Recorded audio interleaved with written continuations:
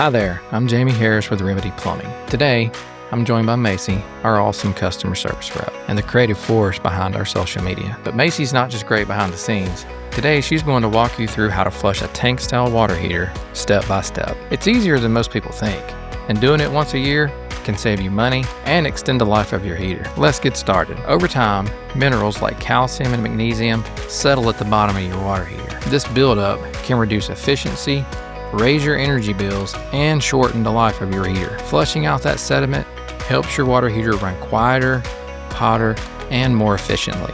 And it prevents long-term damage. Before we begin, here's what you're going to need. The garden hose, a flathead screwdriver, a towel, and maybe some gloves, and a safe place to drain your heater. All right, safety first.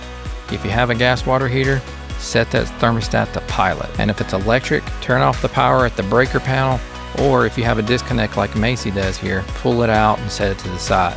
And if the water heater's been used recently, let it cool down a little bit first. It's probably going to be a little hot. All right, first thing we're going to do, we're going to turn off the cold water supply by closing the valve at the top of the tank. Then we're going to connect a garden hose to the drain valve at the bottom of the heater. Run the other end to a floor drain, driveway, or a safe area. Try to avoid running the hot water in your grass or any other vegetation. This could cause damage to that. Now you're going to use that flathead screwdriver to slowly open that drain valve. This particular heater has an upgraded full port ball valve that allows it to drain quicker. Yours may not have this, and in most cases they don't. Now, make sure you open up a hot water tap inside the home, or you can open up the pressure relief valve on the tank. This allows air into the system and helps the water to drain faster. Now, once the tank's empty, turn the cold water supply back on for 15-30 seconds or so to allow it to stir up the leftover sediment. Then let it drain out again. You can repeat this a few times if it doesn't clear up. Now, close the drain valve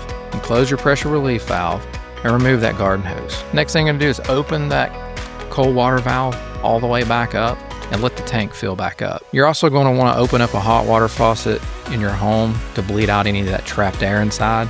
You may hear it spit and sputter for a little while. Just wait until you get a steady flow of water and you can shut that off. Now, once that tank's full and the air's out of it, you can safely restore power. Turn the gas control knob back to on, or if it's an electric model, flip the breaker, or if it has a disconnect, as in this situation with Macie, just reinstall that disconnect. Now, here are a few quick pro tips. Never walk away from it while it's draining. Stay close, just kind of monitor the process. If your drain valve's clogged with sediment, don't force it, just give us a call. We can come out there and take care of that for you. Now, if you're hearing popping or crackling sounds after the flush, that's sediment breaking up inside the tanks. Totally normal. Now, if the tank won't drain, or your water looks rusty, or the system is, say, more than 8 to 10 years old, it might be time for a professional inspection.